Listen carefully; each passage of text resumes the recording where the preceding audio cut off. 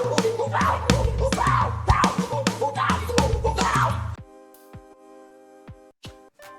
hello po and welcome sa isa na naman nating video ngayong araw. And for today's video ay pag-uusapan po natin ang mainit na issue ngayong 2024. Okay, bagong taon pa lang, may mga bagong pasabog ngayon na balita. Okay, at isa na dito ay ang, ayan na, wala na akong masasabi pang iba, ang Eat Bulaga. Okay, bumalik na ang pangalang Eat Bulaga sa tamang pagmamay-ari, kung sino dapat nagmamay-ari ng pangalang Eat Bulaga. At ito nga ay ang TVJ.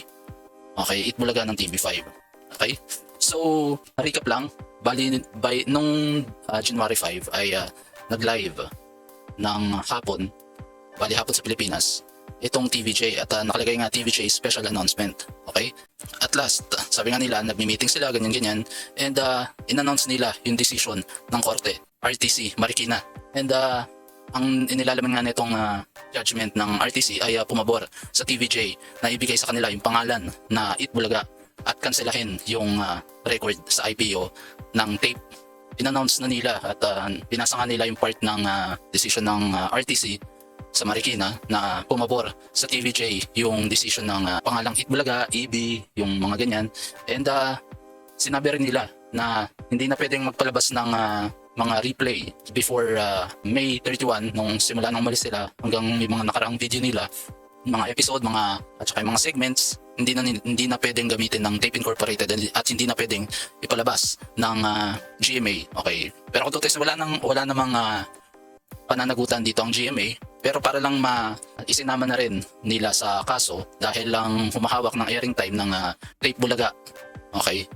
Ay yung GMA para lang to make sure na wala nang maipapalabas na pangalang Eat Bulaga. Erase na. Okay, stop na daw, stop na.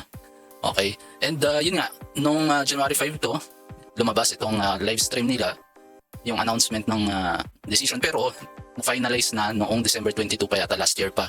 Pero ngayon lang sila naka-receive ng kopya, and then eventually, binalita na rin nila noong December 5 sa kanilang Facebook page. Bali January 5 nila in-announce yan. And then by January 6, Saturday, doon na nga officially ginamit na nila at ipinost na rin nila sa Facebook page nila ang pangalang Eat Bulaga. Yan yung bagong signage nila. Kaya nila nung nagsimula sila nung July 1 ay may 3 dot yung EAT. Okay, yung 3 dot kasi nga inaabangan pa nila na dugtungan itong EAT. At ngayon nga bumalik na sa kanila yung pangalang Eat Bulaga, tinuloy-tuloy na nila na paglagay ng pangalang Bulaga sa Eat Bulaga. Tapos yung napansin ko lang nung pinapanood ko yung episode ng Eat Bulaga sa TV5 ay medyo parang nangangapa pa sila eh. Okay, yung kinakanta nila yung theme song nilang original. Yung Eat Bulaga, yung may part na yung iba, ang pagkakabanggit pa rin sa kanta ay EAT, Bulaga, di ba? Pero kahit si Bossing kinakanta na rin nila yung 1,000 at isang tuwa, buong bansa, Eat Bulaga, yung katulad na ng original. Okay, medyo may binago lang sa lyrics dahil in-update na nila simula nung lumipat sila sa TV5. And ngayon nga binuo na nila yung kanta na Eat Bulaga, pero may mga kumakanta pa rin na 1,000 at isang tuwa, buong bansa, EAT, Bulaga. Okay, doon sila medyo naghahabol kasi nga may iba na nasanay na EAT in this past 6 months, 7 months na EAT sila, nasanay na EAT. Tapos nung December, nung lumabas yung sa trademark, yung decision, ipinasok nila yung Bulaga pero EAT pa rin, EAT Bulaga. Pero nung nagkaroon na nga ng decision dito sa RTC Marikina ng judgment na ang Eat Bulaga ay sa TVJ, nung parang officially nung January 6 ay binuo na nila. Wala nang sa kanila na yung silang may nagmamay-ari ng pangalang Eat Bulaga at EB. Okay? At siguro may mga nanonood din doon sa kahit kakaunti yung sa GMA na curious siguro na panoorin kung ano yung ipapalit nilang pangalan doon sa noontime show ng tape, kung ano ipapalit nila sa Eat Bulaga na pangalan. So siguro may mga na-curious lang na mga netizens, pero sa tingin ko hindi naman sila nanood ng buong episode dahil nga dumagsa yung suporta sa TVJ talaga sa episode ng January 6 na episode. Kaya tapos tingnan din natin yung mga ratings na survey nila sa tingin ko hindi na ganoon kapanipaniwala yung mga survey nila ng ratings. Kasi parang pili lang yung mga household na nabibilang nila, hindi buong siguro household meron sa Luzon, meron sa Visayas, meron sa Mindanao, pero hindi hindi nila nabibilang yung buong numbers ng bawat bahay na nanonood.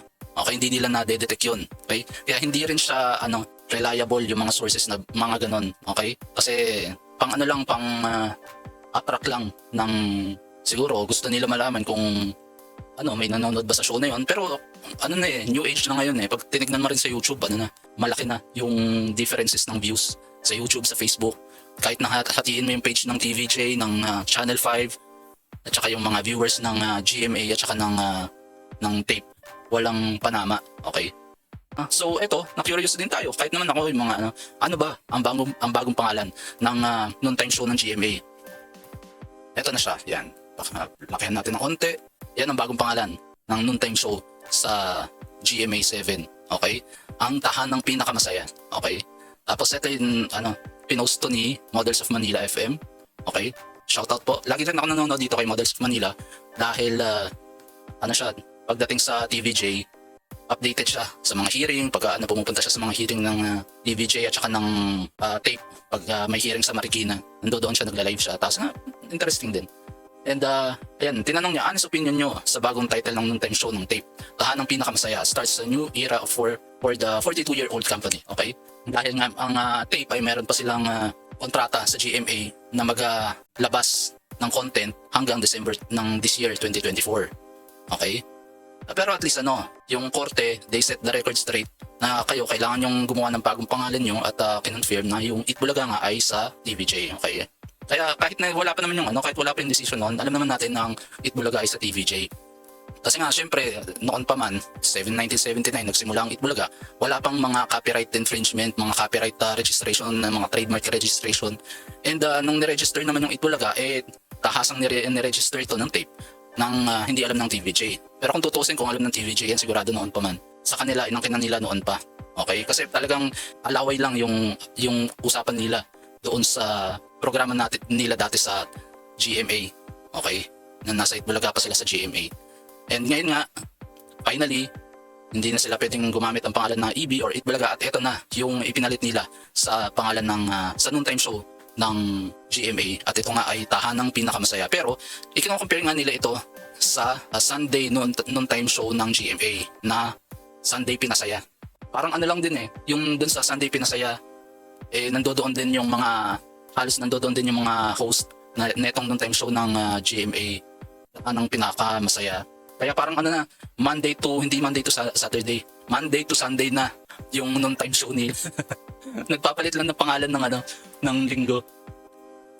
From now on, kailangan nilang magpa-survey ng mga new tab, ng mga ganyan ratings para makita yung differences, kung kumikita ba sila, kung may mga nanonood ba sa kanila. Dahil sa tingin ko, by the end of the year, baka pag natapos na yung kontrata nila, doon magde-decide ang GMA kung i-renew pa nila itong sa tape, yung noontime slot ng GMA sa tape, or ipapasok na nila yung hawak din nilang noontime variety show na Showtime, yung kina Vice Ganda, kasi hawak din ng GMA yun, di ba? Pero kung malakas si na Vice Ganda, kahit naman na nasa ABS-CBN pa ang naglalaban talaga si Showtime at saka si Itbulaga ng TVJ. Kaya kung sa tingin ko kung hindi nila kayang tapatan ang Itbulaga ng TVJ sa TV5, hindi kayang tapatan nitong tahanang pinakamasaya ang Itbulaga ng TV5, by the end of the year, sa tingin ko tatapusin na rin ng GMA. Okay, kasi nadadawit din sila sa mga pinagagagawa ng tape. Kasi may mga programa pa naman yung tape. Alam ko sa GMA yung pinoproduce ng tape sa GMA. Kaya tuloy-tuloy pa rin yan. Pero yung noontime slot, doon sila magdadalawang isip. Okay. Kaya yun lang. Sa tingin ko, tapos yung tahanang pinakamasaya para sa akin, sa tingin ko, hindi siya catchy. Hindi siya katulad ng It's Showtime. Mahaba yung merong mga noontime show dati, mahaba yung 1 linggo na po sila. Okay? Dati linggo lang sila, sa linggo na po sila, tapos nung naging 1 week na 1 linggo na po sila, parang ganoon. Pero hindi siya ganun ka-catchy. Okay? Itong tahanang pinakamasaya, tapos sinundan pa ng linggo ng Sunday Pinasaya, parang iniba lang yung pangalan, pero sila pa rin yung nandoon. Extension lang siya, pero Monday to Sunday siya. Alam mo yan? Siguro sinimulan na nila to matagal na, November, December, para lang medyo introduce nila. Okay? Pero sa tingin ko alam na rin nila yung kalalabasan niya. Meron lang silang mga meron lang silang yung pride na sa kanila yung Itbulaga ng GMA, pero sa tingin ko alam na nila, kaya medyo in-introduce na rin nila yung tahanang pinakamasaya habang nasa kanila pa yung habang ginagamit pa nila yung Itbulaga sa GMA. Pero ngayon na pinahinto na sila, hindi na silang nagpalit, pero in-officialize na rin nila na ang pangalan nila ay tahanang pinakamasaya. Diba? Pero sa tingin ko hindi siya catchy, masyado siya mahaba, at hindi ganun ka-creative yung mga creatives ng tape. Alam mo yun? Iba yung mga staff at saka yung creatives ng Itbulaga Maano talaga, magaling sumabay sa takbo ng panahon. Hindi lang ng everyday, every month, every year, bawat generation na kukuha nila yung kiliti. Bata, bagito pa. Ito yung mga pwede mo sabihin bagito. Pwede mo sabihin bagito pa yung mga creatives ng netong tape GMA tahanang pinakamasaya. Okay? Pero yun, nagiging humble lang ang DVJ pagdating sa mga ganyan. Hindi nila sinasabi nga marami ka pang kakainin bigas. Parang ganun yung mga pero sa sinasabi nga nila Vic Soto, maraming competition, okay lang. Basta walang agawan ng pagmamay-ari, 'di ba? Ngayon na may kanya-kanya silang title, tahimik ng Itbulaga ng TV5 TVJ, magiging tahimik na rin hopefully itong tape. Pero baka mag-appeal pa sila sa CA, sa Court of Appeals, tapos eventually kung parehas pa rin yung decision, baka sa umabot pa ng Supreme Court. Pero at least sa ngayon nilinawan na ang Itbulaga ay nasa TVJ na at ang GMA ay may sarili ng noontime show, di ba? Ang mahirap sa GMA ay dalawa yung pangtapat nila sa Itbulaga ng TV5, kaya dalawa yung dapat nilang piliin kung saan sila dapat mag-concentrate. Buti ko nasa ibang channel tong Showtime, pwede nilang i-extend tong tahanang pinakamasaya and ma-renew. Pero kung dalawa yung yung noontime show nila, kailangan nila pumili para hindi yung kita nila, sa tingin ko, mag-concentrate lang sa isa, 'di ba? Pero kung mas maraming competition, mas maraming contestant sa competition, mas masaya nga naman, 'di ba? Mas maraming pagpipilian, mas masaya, 'di ba? Kaya yun, pero alam na ang Itbulaga ng TVJ ay may quality. Alam mo yun? At saka solid na yung samahan nila, kaya alam mo na yung galawan na talaga mapapasaya ka ng Itbulaga TVJ sa TV5, okay? So yun lamang po, invite ko lamang po kayo na please paki-follow po ako sa Facebook page ko, and paki-subscribe na rin po ako sa YouTube channel ko, and maraming salamat sa mga sumuporta at nanood nitong video kong ito. Okay? Ingat po tayo lahat, hanggang sa susunod. Ciao ciao.